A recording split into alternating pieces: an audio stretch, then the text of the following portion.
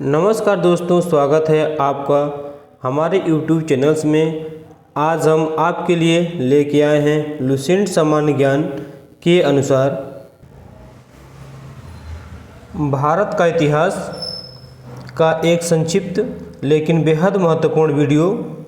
अगर आप प्रतियोगी परीक्षा की तैयारी कर रहे हैं तो यह वीडियो आपके लिए बहुत फ़ायदेमंद होगा और क्विक रिवीजन करने में आपका हेल्प देगा, जो आने वाले आपके Bihar police exam, UP police exam, railway में काफ़ी उपयोगी रहेगा। तो चलिए शुरू करते हैं। भारत के इतिहास। उत्तर में हिमालय से लेकर दक्षिण में समुद्र तट तक फैला यह उपमहाद्वीप भारतवर्ष के नाम से ज्ञात है, जिसे महाकाव्य तथा पुराणों में भारतवर्ष अर्थात भरतों का देश तथा यहाँ के निवासियों को भारतीय अर्थात भरत की संतान कहा गया है।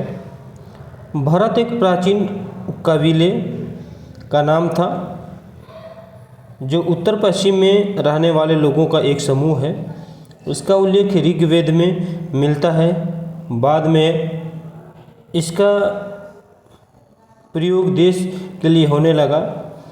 प्राचीन भारत अपने देश को जम्बूद्वीप अर्थात जम्मू या जामुन वृक्षों का द्वीप कहते थे। प्राचीन ईरानी इसे सिंधु नदी के नाम से जोड़ते थे, जिसे वे सिंधु न कहकर हिंदू कहते थे। यही नाम फिर से उत्तर पश्चिम में फैल गया और पूरे देश को इसी के नाम से, एक नदी के नाम से जाने लगा। यूनानी इसे इंदे या अरब में इसे हिंद कहते थे। मध्यकाल में इस देश को हिंदुस्तान कहा जाने लगा। यह शब्द भी फारसी शब्द हिंदू से बना है। यूनानी भाषा के इंदे के आधार पर अंग्रेजी इसे इंडिया कहने लगे और विंध्य की पर्वत श्रृंखला देश को उत्तर और दक्षिण दो भागों में बांटती है।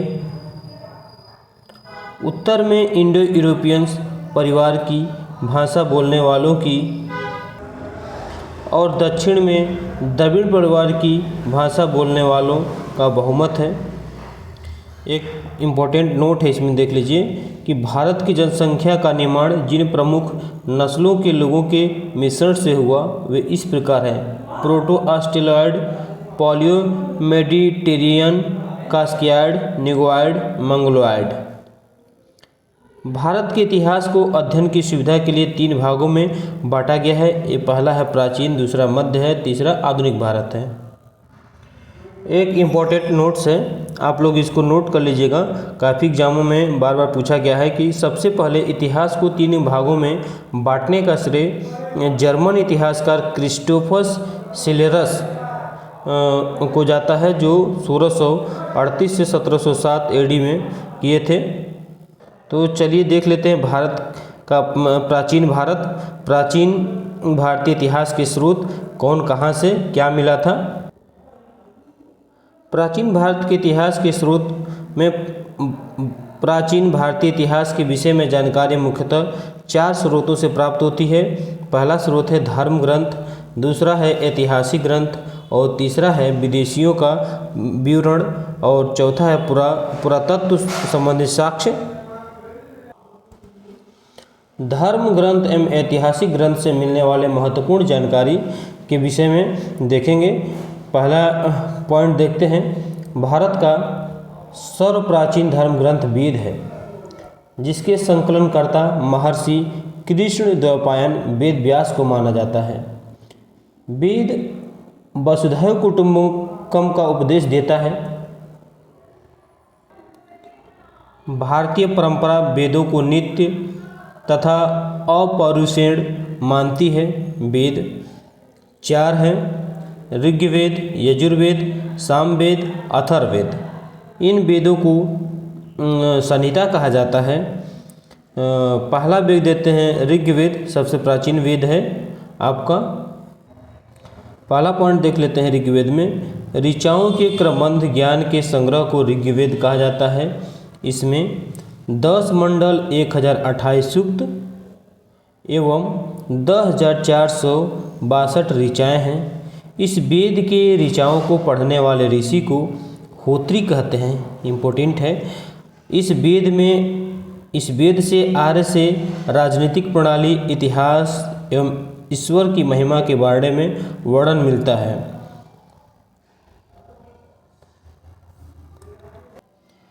दूसरा पॉइंट है कि विश्वामित्र के द्वारा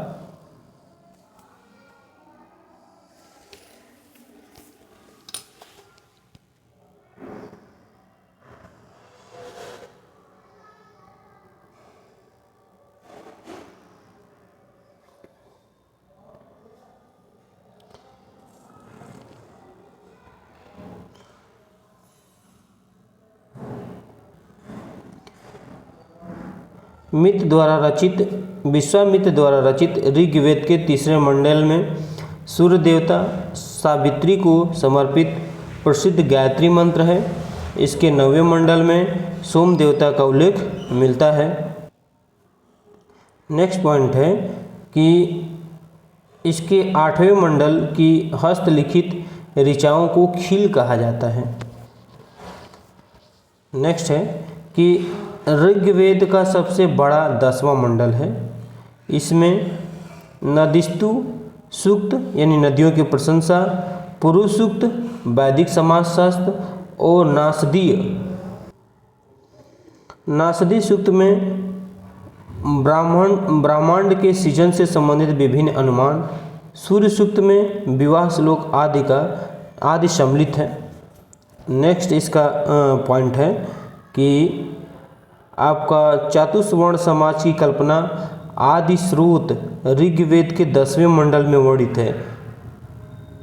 आदि स्रोत जो है पुरुष सूक्त है। इसके अनुसार 4 वर्णों में समाज को बांटा गया था। पहला था ब्राह्मण, क्षत्रिय, वैश्य, शूद्र आदि। पुरुष ब्राह्मण के क्रमशः मुख, ब्रह्मा के क्रमशः मुख, भुजाओं, जांग और चरणों से उत्पन्न हुए हैं। एक इम्पोर्टेंट नोट्स है, इसको देख लीजिएगा कि धर्मसूत्र 4 प्रमुख जातियों की स्थितियों, व्यवसायों, दायित्वों, कर्तव्य एवं विशेषाधिकार में स्पष्ट विभेद करता है। नेक्स्ट इसका पॉइंट है कि ऋग्वेद के कई परिच्छेदों में प्रयुक्त अघन्य जिसका वध नहीं किया जाता है शब्द का संबंध गाय से है। और ऋग्वेद में ब्राह्मण का उल्लेख तो है किंतु आत्मा का नहीं है। तो इससे क्वेश्चन आते हैं दोस्तों, जो इम्पोर्टेंट लगेगा हम मार्क करा देंगे कि कौन सा क्वेश्चन बनता है इससे। और आप लोग एक बार थोड़ा इसको देखते जाइए सरसरी निगाहों से और रिवीजन करते जाइए। इसका नेक्स्ट पॉइंट है कि वामन अवतार के 3 पगों के आख्यान का प्राचीनतम स्रोत ऋग्वेद है। यानी 52 अवतार में भगवान विष्णु ने पृथ्वी को 3 पगों में नाप दिया था। इसका आख्यान हमारा ऋग्वेद में मिलता है। ये इम्पोर्टेंट है, रेलवे में पूछा गया क्वेश्चन है दोस्तों। अब इसमें 52 अवतार के बारे में हम बता देते हैं, चलिए देख लेते हैं। वामन अवतार भगवान वामन श्री हरि के पहले ऐसे अवतार थे जो मानव के रूप में प्रकट हुए थे। उनके पिता कश्यप ऋषि और माता अदिति थी। वे 52 ब्राह्मण के रूप में जन्मे थे। भगवान पुराण के अनुसार वामन अवतार का उल्लेख भगवान विष्णु द्वारा इंद्र को पुनः स्वर्गलोक पर अधिकार दिलाना था। वामन भगवान को दक्षिण भारत में उपदेश के नाम से जाना जाता है। नेक्स्ट पॉइंट देखते हैं। ऋग्वेद में इंद्र के लिए 250 तथा अग्नि के लिए 200 ऋचाओं का रचना की गई है। इम्पोर्टेंट है, नोट कर लीजिएगा, ये बार बार पूछे जाने वाला क्वेश्चन है कि प्राचीन इतिहास के साधन के रूप में वैदिक साहित्य में ऋग्वेद के बाद शतपथ ब्राह्मण का स्थान है। नेक्स्ट देखते हैं यजुर्वेद। यजुर्वेद के बारे में पहला पॉइंट है कि सस्वर पाठ के लिए मंत्रों एवं तथा बलि के समय अनुपालन के लिए नियमों का संकलन यजुर्वेद कहलाता है। इसके पाठकर्ता को अथर्वणीय कहा जाता है। यजुर्वेद के पाठकर्ता को अथर्वणीय कहा जाता है। ये इम्पोर्टेंट है। नेक्स्ट पॉइंट है कि यजुर्वेद में यज्ञों के नियमों एवं विधि विधानों का संकलन मिलता है। नेक्स्ट है कि इसमें बलिदान विधि का वर्णन है। इसका नेक्स्ट पॉइंट है कि यह एक ऐसा वेद है जो गद्य और पद्य दोनों में है।